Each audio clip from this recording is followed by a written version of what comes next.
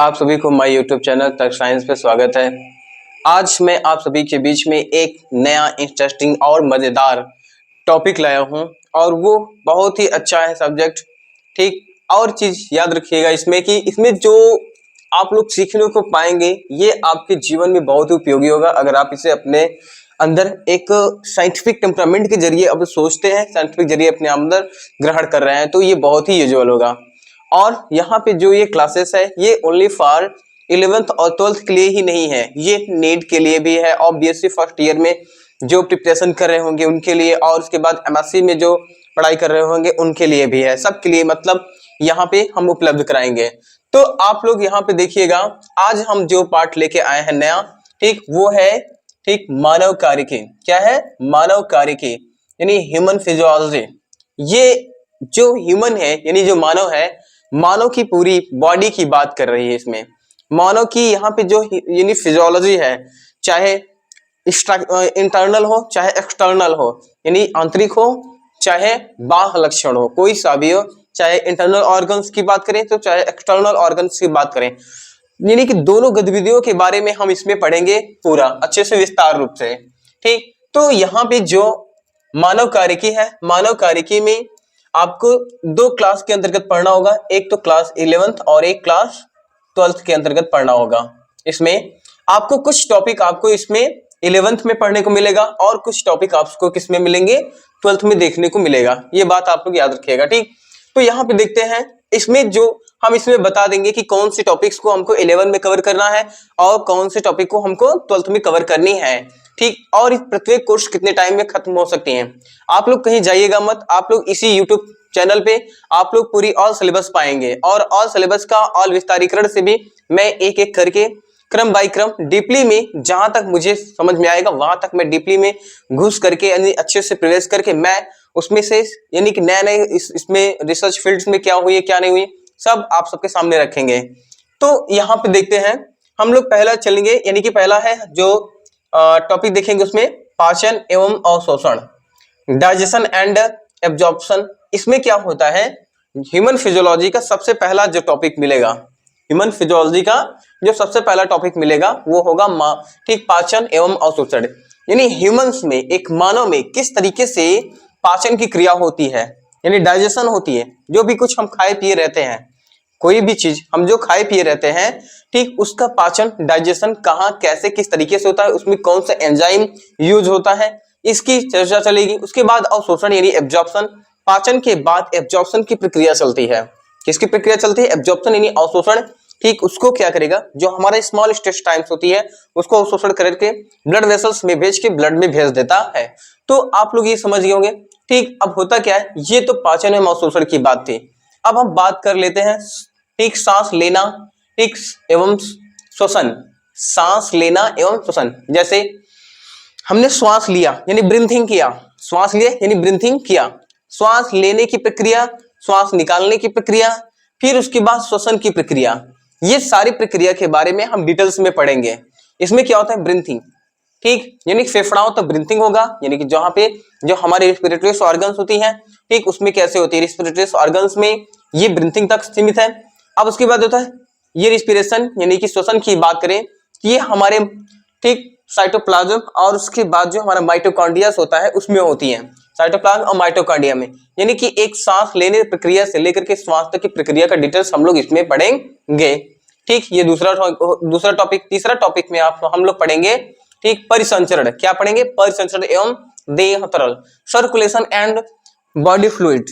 अब इसमें क्या होता है, बॉडी फ्लूइड में, यानी कि परिसंचरण एंड बॉडी फ्लूइड में हमारे आपकी बॉडी में ब्लड है।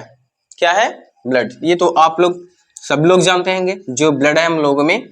ठीक, ये 3 टाइप का होता है। कितने टाइप्स की? 3 टाइप्स का जो ब्लड है, 3 टाइप्स का। हाँ, वो क्या होता है, एक नलिकाओं में बहती है हम लोगों के बॉडीज में, उसमें ब्लड वेसल्स बनी हुई है यानी रुधिर नलिकाएं बनी हैं। अब उन रुधिर नलिकाओं के जरिए क्या होता है, जो ब्लड बहता है, ठीक, जो ब्लड बहता है यानी फ्लूइड करता है, उसी को कहा जाता है सर्कुलेशन एंड बॉडी फ्लूइड। ठीक, ये बात समझे। तो हमारी आपकी बॉडी में किस तरह से सर्कुलेशन होता है, इस सर्कुलेशन में जो हमारा हार्ट यानी हृदय है वो किस तरीके से कार्य करता है, किन किन मसल्स से बना होता है, ठीक, उसमें अलिंद में, निलय में कब ब्लड आता है, कब जाता है, कितने टाइम तक रहता है, कैसे उसमें व्यय उत्पन्न होती है, सारी पद्धतियां हम लोग पढ़ेंगे परिसंचरण एवं देह तरल में। फिर उसके बाद आता है उत्सर्जी पदार्थ एवं उनका निष्कासन। जितना भी हम लोगों की बॉडी में जो चीज हम लोग पाचन के यानी कि पाचन क्रिया में लिए रहते हैं, यानी कि पाचन के वक्त पे जिन चीज का डाइजेशन हो जाता है, ठीक, उसका क्या होता है, अवशोषण होता है। अवशोषण होने के बाद उसमें कुछ क्या बचते हैं, यानी कि डस्ट बचते हैं, गंदगियां बचती हैं या अवशेष बचते हैं। जो अवशेष बचती हैं तो उनको क्या होता है, बाहर त्यागने की भी जरूरत पड़ती है।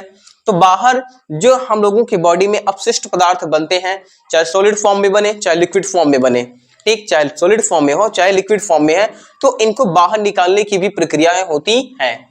तो जो बाहर निकलती हैं हमारे आपके बॉडी के अंदर से उत्सर्जी पदार्थ यानी वेस्ट मटेरियल्स जो होती हैं, उन्हीं को कहा जाता है उत्सर्जी, ठीक, उत्सर्जी। अब उत्पाद यानी उत्पाद बनना, जो हमारे आपके अंदर उत्सर्जी उत्पाद होते हैं, जैसे उत्सर्जी उत्पाद में होता है मल, और उसके बाद क्या होता है यूरिन, और उसके बाद क्या होता है हमारे पसीना, यानी कि मल, यूरिन और पसीना, ये सभी जो होते हैं ये उत्सर्जी प्रोडक्ट्स होते हैं, ठीक है, ठीक, कौन से प्रोडक्ट यानी उत्सर्जी प्रोडक्ट यानी कि उत्सर्जी पदार्थ और सॉरी उत्पाद एवं उनका निष्कासन। अब निष्कासन का मतलब होता है निकालना, निकलना, यानी कि एक यूरिन, मल और पसीना, ये तीनों कैसे बाहर निकल रही है। सिर्फ यही तीनों ही नहीं, हमारी आपकी बॉडी में इस एक तरह से जो नाखून है, जो बाल है, यह भी एक उत्सर्जी पदार्थ है। यह भी कैसा पदार्थ है, उत्सर्जी पदार्थ है। तो ये भी पॉइंट हम लोग इसी में क्लियर करेंगे, ह्यूमन फिजियोलॉजी के अंतर्गत करेंगे। फिर उसके बाद आता है प्रचलन एवं गति, यानी कि लोकोमोशन एंड मूवमेंट्स, ठीक, लोकोमोशन एंड मूवमेंट। देखिए आप लोग ये भी जानते रहिए, लोकोमोशन एक अलग पद्धति है और उसके बाद मोमेंट एक अलग चीज है। लोकोमोशन मतलब प्रचलन, ठीक, क्या होता है, प्रचलन करना, ठीक, एक जगह से दूसरी जगह पे जाना, ठीक, उसमें ठीक गति यानी कि लोकोमोशन है। उसके बाद कहता है मूवमेंट यानी कि हिलना डुलना, ठीक, इनमें क्या, इन दोनों में भी फर्क है, इसमें और इसमें ज्यादा फर्क तो नहीं थोड़ी, लेकिन फिर भी थोड़ी बहुत बुनियादी फर्क इन दोनों में देखने में मिलेगा। जो प्रचलन होता है यानी कि एक जगह से दूसरी जगह आना हो जाए, जैसे मैं यहां से चला, इधर गया, फिर इधर गया, ये हो जाएगा प्रचलन। बट अगर मैं बात करूं गति की यानी कि लोकोमोशन की, तो लोकोमोशन हम एक जगह पे खड़े होकर के भी इधर हिल जाते हैं, इधर हिल जाते हैं, आगे भी पीछे भी कहीं भी हम मूवमेंट कर लेते हैं, गति कर, तो ये मूवमेंट हो गया। इन दोनों में यही बुनियादी फर्क है। तो ये किन की वजह से संभव है, जैसे हमारे बोन्स और मसल्स के जरिए संभव है, तो हम बोन्स और मसल्स को इसमें डिटेल में क्लियर करेंगे। ये भी पार्ट हम लोग किसमें आता है, ह्यूमन फिजियोलॉजी में आता है, ठीक। उसके बाद अब यहाँ पे आप लोग इसके यहाँ तक, यहाँ से लेकर के यहाँ तक के बारे में तो कवर कर लिया, इसको हम लोग 11th क्लास में कवर करेंगे। किस क्लास में कवर करेंगे, 11th क्लास में, ये पॉइंट पहले ही आप जान गए। फिर आता है नेक्स्ट जो होता है वो होता है तंत्रिकीय नियंत्रण एवं समन्वय, ठीक, नर्वस कंट्रोल एंड, ठीक, कोऑर्डिनेशन, नर्व कंट्रोल, ठीक, नर्वस कंट्रोल एंड कोऑर्डिनेशन, यानी कि तंत्रिकीय नियंत्रण एवं समन्वय। जो हमारा तंत्रिका तंत्र होता है, जैसे हमारी स्किन्स में हमको जब वायु चलती है तो हवाओं का एहसास होता है, जब हमें कोई छूता है तो भी उसका एहसास होता है। जो हम लोगों को एहसास हो रही है, ठीक, एहसास जो हो रहा है यानी हमारे माइंड को, तो उसके जरिए यानी कि सूचनाओं को कौन ले जाता है, जो हमारे तंत्रिकीय सेल होती हैं, क्या होती हैं, तंत्रिकीय सेल्स होती हैं। इन सेल्स के जरिए क्या होता है, जो मैसेज होता है उसका ट्रांसफर होता है, उसका क्या होता है, मैसेज का ट्रांसफर होता है उसके जरिए। अब उसमें कह रहा है कि समन्वय, नियंत्रण तो है ही है, यानी कि नियंत्रण और समन्वय भी। नियंत्रण कैसे किया जाता है, ये हमारा तंत्रिका तंत्र कैसे नियंत्रण करता है, फिर उसके बाद कैसे समन्वय नहीं बना के स्थिति को एक समान मात्रा में बना के कैसे रखती है, ये हम लोगों को पढ़ना है इस वाले टॉपिक्स में। फिर उसके बाद आता है हम लोगों को पढ़ना है रासायनिक समन्वय एवं नियंत्रण। रासायनिक समन्वय एवं नियंत्रण में हम लोगों को ये पॉइंट क्लियर करना है, यानी हार्मोन्स को क्लियर करना है। किसको क्लियर करना है, हार्मोन्स को। इसमें कह रहा है केमिकल कोऑर्डिनेशन एंड रेगुलेशन, ठीक, ये पॉइंट आप जान गए, यानी इसमें हार्मोन्स आएगा, इसमें क्या आएगा, हार्मोन। जितने भी हम लोगों में हार्मोन्स का फॉर्मेशन होता है, ठीक, इसके अंतर्गत आता है, ठीक। हार्मोन्स की वजह से ही हमारी आपकी बॉडी में डिफरेंट टाइप्स की एक्टिविटीज होती रहती हैं, जैसे रोना, हंसना, गाना, और उसके बाद स्लीपिंग करना, और उसके बाद फिर मॉर्निंग उठना, यानी कि एनीवे कोई भी यंग होना, ठीक, उसके बाद यानी बूढ़े हो जाना। ये सारी जो कैरेक्टर्स हम लोगों में अलग अलग स्टेज पे और अलग अलग कंडीशंस पे लोगों के बॉडी में देखने को मिलती है, यानी कैरियोटाइप देखने को मिल रहा है, ठीक, सॉरी फिनोटाइप जो देखने को मिलती है, ठीक। तो जो फिनोटाइप कैरेक्टर्स हमको देखने को मिलती है वो जो भी चेंजिंग है हमारी आपकी जो जीन में चेंजिंग आएगी तो हार्मोन्स में चेंजिंग आएगी, हार्मोन्स में चेंजिंग आती है तो हमारी आपकी बॉडी में वो चेंजिंग आती है, तो वो हमारे में कहाँ चला जाता है, यानी कि ह्यूमन फिजियोलॉजी में चला जाता है। फिर क्या है मानव जनन यानी ह्यूमन रिप्रोडक्शन, फिर क्या है, ठीक, मानव जनन, ठीक, ह्यूमन रिप्रोडक्शन। अब यहाँ पे पॉइंट थोड़े क्लियर हो जाते हैं, ठीक। मानव जनन में हम ये पढ़ेंगे कि एक मानव जो होता है अपने जैसे नए संतान को जन्म देता है, ठीक। नए संतान को जन्म देने में यानी कि जन्म देने से पहले, ठीक, और भ्रूणी अवस्था और जन्म देने के कौन कौन सी घटनाएं घटती हैं, ये सभी बातों का इस पाठ में क्लियर करेंगे।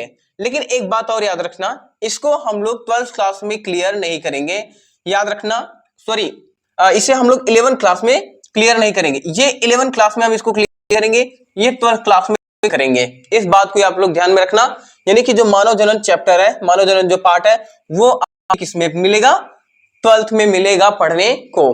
फिर उसके बाद आता है जनन स्वास्थ्य यानी रिप्रोडक्टिव हेल्थ। अब जो रिप्रोडक्टिव हेल्थ है ये भी हम लोगों को क्लास 12th में मिलेगा पढ़ने को, किसमें मिलेगा, क्लास 12th में पढ़ने को मिलेगा।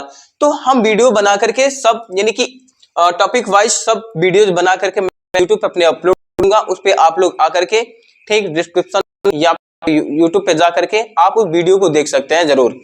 अब चाहे क्लास 9 हो, चाहे क्लास हो, क्लास 11 हो, चाहे क्लास, ठीक, 12 हो, यहाँ तक बीएससी और उसके बाद एमएससी सभी, ठीक, सभी कोर्सेज की क्लासेस चलेंगी यहाँ पे। और बायोलॉजी, ठीक, बायोलॉजी हम डील करेंगे, उसके बाद और भी विषय पढ़ाएंगे। इस पे रोज डेली न्यूज के भी जो न्यूज होगा वो भी इस पे अपलोड होते रहेंगे। आप लोग इस चैनल पे बहुत कुछ सीखने को पाएंगे, ठीक, इसलिए इस चैनल से आप लोग दूर मत जाइएगा, आपको बहुत ही नॉलेज मिलेगी, ठीक। अब आगे देखते हैं, ये हो गया, ठीक, मानव जनन, सॉरी जनन स्वास्थ्य है, ठीक। अब इसमें जनन स्वास्थ्य में क्या होता है, जो रिप्रोडक्टिव ऑर्गन्स होती हैं, रिप्रोडक्टिव ऑर्गन्स मतलब जहां से बर्थ लिया जाता है, ठीक, जहां से जन्म लिया जाता है, उन ऑर्गन्स की बात कर रहा है। हमारे जो जनन अंग होते हैं उनकी हेल्थ की बात कर रहा है, हेल्थ केयर की। हमारी जो रिप्रोडक्टिव ऑर्गन्स होती है उनकी उनमें कौन कौन सी डिसीज हो सकती है, कौन सी डिसीज है, किन किन के वजहों से होती है, कौन सा वायरस आता है तो वो कौन सा डिसीज होता है, कौन सा अटैक करके कौन सा डिसीज पैदा कर रहा है, कौन से प्रोटोजोअन्स होते हैं जो अटैक करके रोग उत्पन्न करते हैं। फिर कुछ स्लाइम मोल्ड्स हैं जिनकी वजह से रिप्रोडक्टिव जो ऑर्गन्स होती हैं वो इफेक्टेड हो जाती हैं, ठीक। इन सब के बारे में इसमें डिटेल्स में स्टडी करेंगे और कौन से मेडिसिन के जरिए जनन और स्वास्थ्य में हम उपयोग करके लाभ प्राप्त कर सकते हैं, ये सारी हम लोग इसमें करेंगे। तो आप लोग यहाँ पे आज जो देखा है मानव यानी कार्यकी का पूरा एक स्टेप पार्ट देखा है कि मानव कार्यकी के अंतर्गत क्या क्या हमें पढ़ने को मिलेगा, ठीक। आप लोग तो इसकी स्क्रीनशॉट अपने पास में रख करके इसको आप लोग नोट कर लेंगे, ठीक, इसको पढ़ेंगे डिटेल्स में। तो मैं नेक्स्ट वीडियो आप लोगों को सबसे पहले नेक्स्ट वीडियो जो मेरा होगा वो पाचन एवं अवशोषण पे होगा। किस पे होगा, पाचन एवं अवशोषण पे होगा। अब जो इस पे होगा इसमें डिटेल्स, अब जितनी भी वीडियोस बनेंगी जो भी बन सकता है वो मैं बना के अपलोड करूंगा, आप लोग इस पे आके देख सकते हैं, ठीक। तब तक के लिए धन्यवाद।